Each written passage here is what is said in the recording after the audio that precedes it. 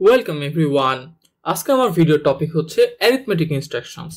আমরা দেখে এসেছি যে কম্পিউটার ইনস্ট্রাকশন বা মেশিন ইনস্ট্রাকশনকে তিনটা ভাগে ভাগ করা যায়।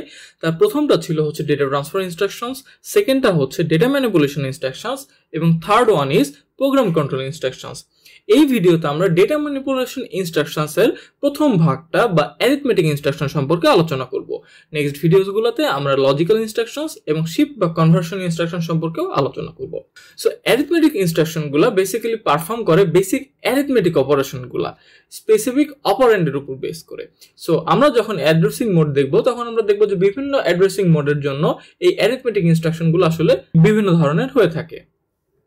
অ্যারিথমেটিক ইনস্ট্রাকশনগুলো হতে পারে addition, subtraction, multiplication, division, increment, decrement, addition with carry, subtraction with borrow and neg বা নেগেট।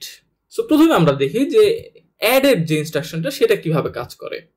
অ্যাডিশনের জন্য বা যোগ করার জন্য যে ইনস্ট্রাকশনটা সেখানে লিখতে হয় অ্যাড r1, r2।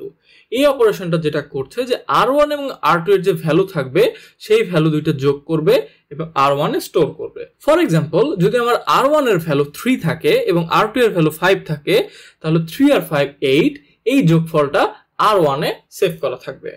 এবার হচ্ছে সাবট্রাকশন বা সাব r1, r2। এই ক্ষেত্রে r1 থেকে r2 এর ভ্যালুটা মাইনাস করতে হবে এবং যে রেজাল্টটা হবে সেটা r1 এ স্টোর করতে হবে। সো আমরা যে বেসিক কম্পিউটারগুলো ইউজ করে থাকি সেখানে অ্যাডিশন, সাবট্রাকশন, মাল্টিপ্লিকেশন এবং ডিভিশন এই চারটার জন্য চারটা রেজিস্টার ইউজ করা থাকে। বাট যখন যে আগে যে কম্পিউটারগুলো ইউজ করা হতো বা স্মল কম্পিউটারগুলো ইউজ করা হতো সেক্ষেত্রে কিন্তু শুধু অ্যাড এবং সাব এই দুটো দিয়েই বা সব ইনস্ট্রাকশনগুলো কাজ করা হতো। কেননা অ্যাডিশন কিন্তু আমাদের মাল্টিপ্লিকেশনের একটা এক্সপেন্ডেড রূপ।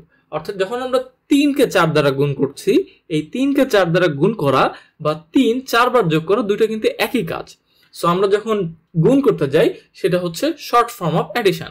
সেম ভাবে যখন আমরা ভাগ করি সেটা কিন্তু শর্ট ফর্ম অফ সাবট্রাকশন। যে কোনো একটা কম্পিউটারের ক্ষেত্রে যদি বলা হয় যে দুইটা আমি ইনস্ট্রাকশন পারফর্ম করতে পারবো, সেটা হবে অ্যাডিশন এবং সাবট্রাকশন। তো আমাদের ইনস্ট্রাকশন সংখ্যা বাড়বে, আমার তত টাইম কমপ্লেক্সিটি কমবে এবং আমার ডিভাইসের পারফরমেন্স বৃদ্ধি পাবে। সো আমরা যেভাবে অ্যাড এবং সাবট্রাকশন করলাম সেমভাবে মাল্টিপ্লিকেশন এবং ডিভিশনও হবে। দেন আমাদের আসে হচ্ছে ইনক্রিমেন্ট, ডিক্রিমেন্ট। ইনক্রিমেন্ট মানে হচ্ছে 1 বাড়ানো আর ডিক্রিমেন্ট মানে হচ্ছে 1 কমানো। ফর এক্সাম্পল, যদি থাকে ইনক্রিমেন্ট r1, তার মানে আমার r1 এর ভ্যালুটা যেটা আছে সেটার সাথে 1 যোগ করব এবং r1 এ স্টোর করব। সেম ভাবে যদি থাকে ডিক্রিমেন্ট r1, তার মানে r1 এর ভ্যালু থেকে আমি 1 মাইনাস করব এবং যে রেজাল্টটা পাবো সেটা r1 এ সেভ করব। এবার আমরা দেখি যে অ্যাডিশন উইথ ক্যারি।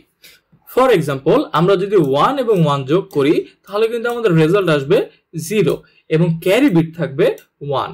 কারণ আমার প্রথম ইনপুট বিট ছিল একটা এবং সেকেন্ড ইনপুট বিটও ছিল একটা এবং আমার রেজাল্ট কিন্তু আসছে দুইটা বিটে। এই ক্ষেত্রে যে 1 থাকছে, ক্যারি থাকছে, সেটা কিন্তু পরবর্তীতে আমার অন্য কোনো যোগে বা অন্য কোনো ইনস্ট্রাকশনে কাজে লাগতে পারে। এই জন্য এই 1 কে একটা আলাদা বিটে সেভ করা হয়। একইভাবে আমরা যখন এসইউবিবি বা সাবট্রাকশন উইথ বড় করতেছি, এই ক্ষেত্রে আমরা যেটা করি, যখন আমরা 10 থেকে 1 মাইনাস করতেছি, কথার কথা যে প্রথম রেজিস্টারে যে ভ্যালুটা স্টোর আছে সেটা হচ্ছে 10 এবং সেকেন্ড রেজিস্টারে যে ভ্যালুটা আছে সেটা হচ্ছে 1। এখন আমরা প্রথমে যখন 0 থেকে 1 বাদ দিতে চাবো তখন কিন্তু আমার রেজাল্ট থাকছে 1, কারণ এখান থেকে আমি 1 বড় করেছি।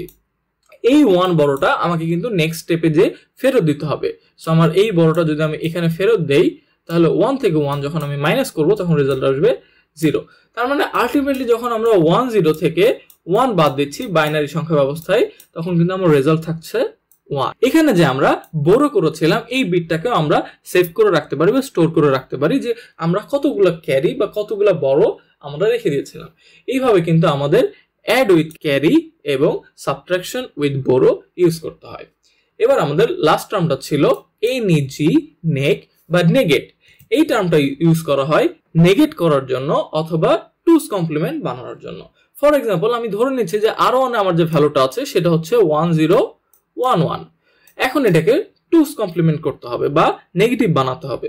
সো টুস কমপ্লিমেন্ট করার জন্য প্রথমে ওয়ান্স কমপ্লিমেন্ট করতে হবে, যেটা আসবে হচ্ছে 0100 এবং এটার সাথে +1 করে ফেলতে হবে। যদি +1 আমরা করি এবং আমাদের যে রেজাল্ট আসবে সেটা হচ্ছে 101।